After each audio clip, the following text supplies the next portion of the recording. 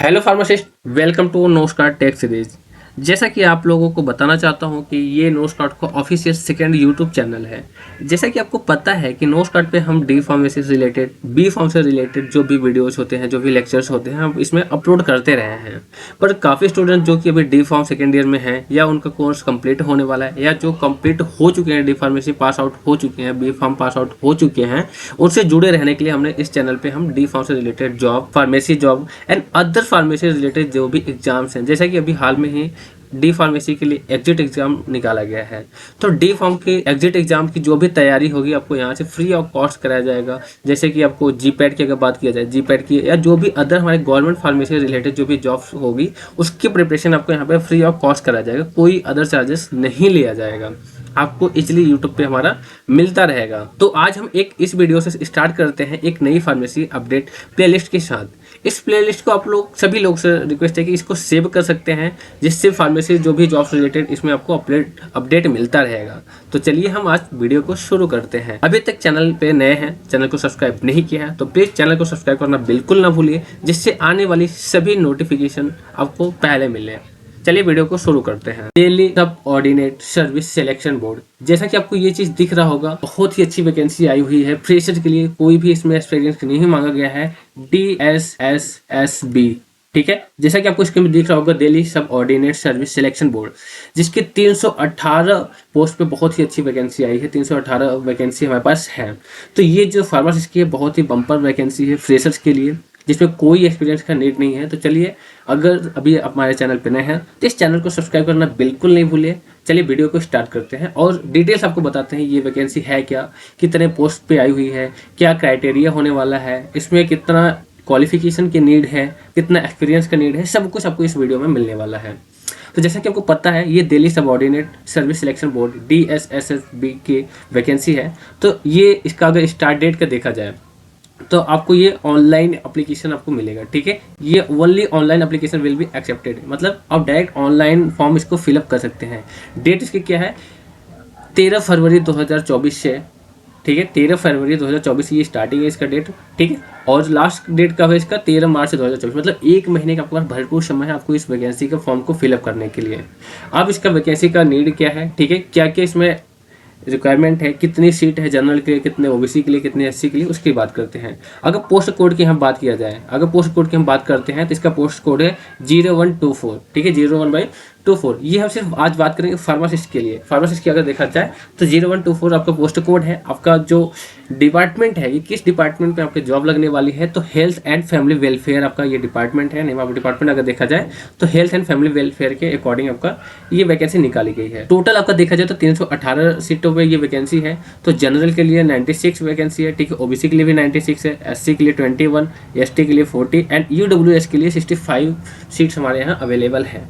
तो चलिए इसकी डिटेल्स से बात करते हैं कि क्या इसका डिटेल्स है। The details regarding the name of the post, की किस पोस्ट पे रहने वाले हैं, पोस्ट कोड क्या होने वाला है, नंबर ऑफ वैकेंसी कितनी नंबर है, ठीक है, वैकेंसी की, ठीक है। एजुकेशनल क्वालिफिकेशन, मतलब क्या क्या इसेंशियल क्वालिफिकेशन मांगा है, कितना एक्सपीरियंस मांगा हुआ है, वो सभी आपको इसमें डिटेल्स हम बात करेंगे। कितना पे स्केल है, ठीक है, कितना सैलरी आपको मिलने वाली है, कितना एज लिमिट है, सभी के अकॉर्डिंग आज हम इसमें हम बात करते हैं। तो चलिए स्टार्ट करते हैं। सबसे पहले अगर पोस्ट कोड देखा जाए तो 0124 आपका पोस्ट कोड है। अगर डिपार्टमेंट देखा जाए तो आपको क्या है, health and family welfare department. ये फार्मासिस्ट के लिए बहुत ही अच्छी वैकेंसी निकली हुई है।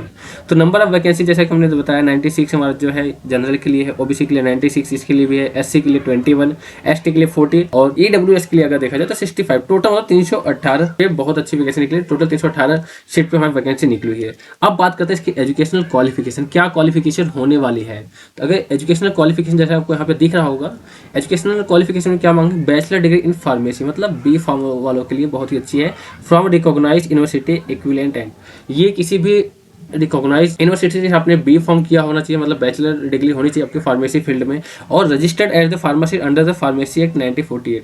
आप जो है लाइसेंस, एक रजिस्टर्ड फार्मासिस्ट होने चाहिए, ठीक है, आपके पास एक लाइसेंस होना चाहिए, आप रजिस्टर्ड होने चाहिए किसके, फार्मेसी एक्ट 1948 के तहत। The selected coordinate has been the registered in Delhi pharmacy council within 6 month of the joining. जैसे कि अगर आप सेलेक्ट हो जाते हैं, ठीक है, जैसे आप सेलेक्ट हो जाते हैं इस वैकेंसी में, तो आपको क्या करना, 6 महीने के अंदर ही आपका जो भी रजिस्टर्ड है, जहाँ से रजिस्ट्रेशन आपने करवाया है, अगर स्टेट से करवाया है तो वहाँ से, अपने स्टेट से ना होके आपको ट्रांसफर करवाना है दिल्ली पे, ठीक है, दिल्ली फार्मेसी काउंसिल डीपीसी में आपको वहाँ से ट्रांसफर करवाना है। अब अगर यहाँ एक्सपीरियंस की बात की जाए तो एक्सपीरियंस, कोई एक्सपीरियंस नहीं है, सब में नील है, ठीक है, मतलब बिल्कुल सिर्फ ये फ्रेशर के लिए है, ये फ्रेशर वालों के लिए बहुत ही अच्छी वैकेंसी निकली हुई है। अब पे स्केल क्या होने वाला है, चलिए बात करते हैं। अगर पे स्केल की बात किया जाए तो 29,200 से लेके 92,300 पे लेवल है इसका, लेवल 5 तक, ग्रुप सी तक, ठीक है।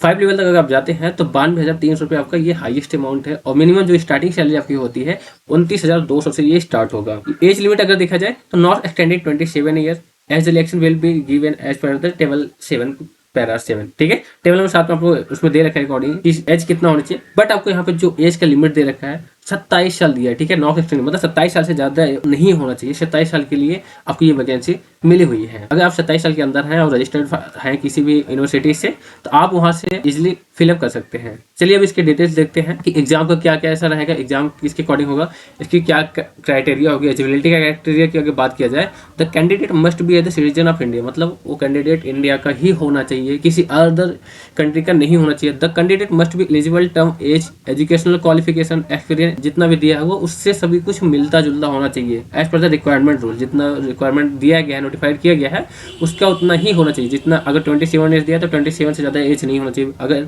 एजुकेशनल क्वालिफिकेशन दे रखा है बी फार्म, तो बी फार्म मस्ट होना चाहिए, ठीक है।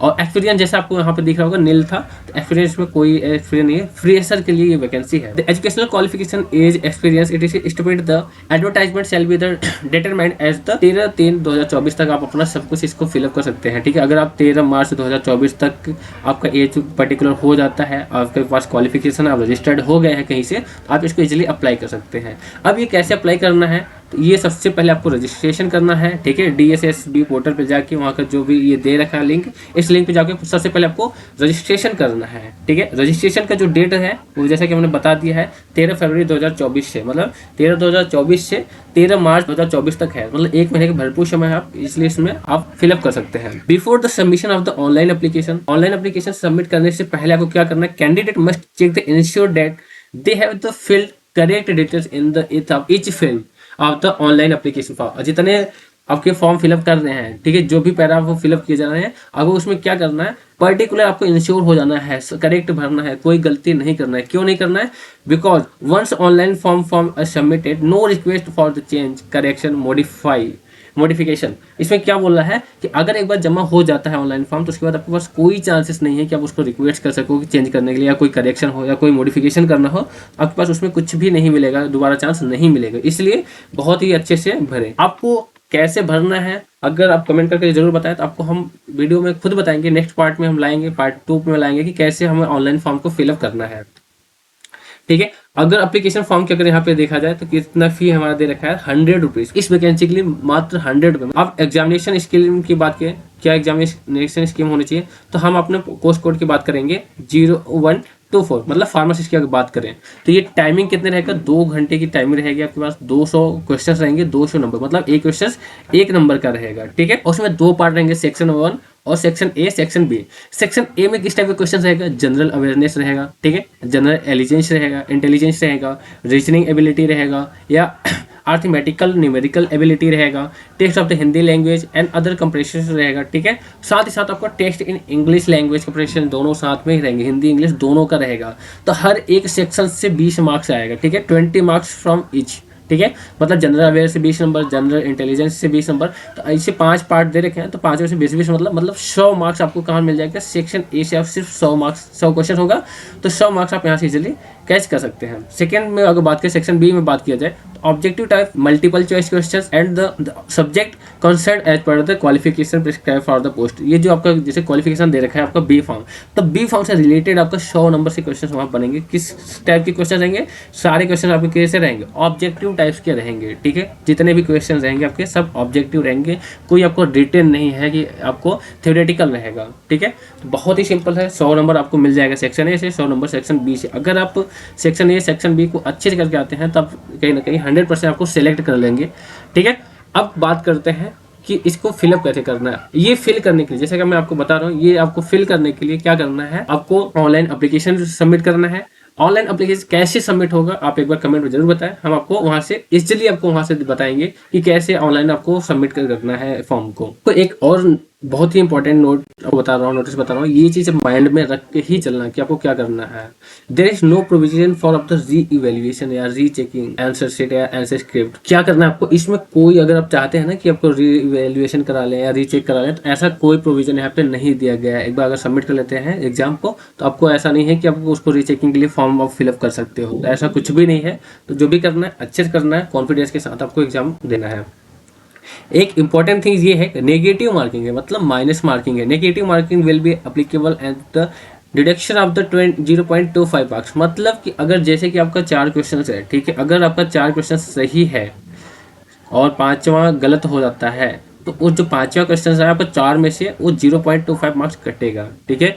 अगर आपने 4 क्वेश्चन गलत कर दिया, 5वां सही है, तो 5वां भी आपका गलत माना जाएगा, ठीक है। मतलब एक क्वेश्चन अगर गलत होता है तो आपको उसमें -0.25 मार्क्स आपके उसमें से डिडक्ट होंगे, कटेंगे। तो ऐसा नहीं करना है, जो आपको आता हो सिर्फ वही क्वेश्चन आपको करना है। और इसका प्रिपरेशन, इसका जो टेक्स्ट सीरीज है हमारे डिस्क्रिप्शन बॉक्स में लिंक दिया गया है, ठीक है, आप वहां से इसलिए डाउनलोड कर सकते हैं। जो भी आपको एग्जाम गाइड है आपको यहाँ से सब कुछ फ्री ऑफ कॉस्ट प्रोवाइड किया जाएगा, कोई चार्जेस आपको नहीं लिया जाएगा। आप हमारे वेबसाइट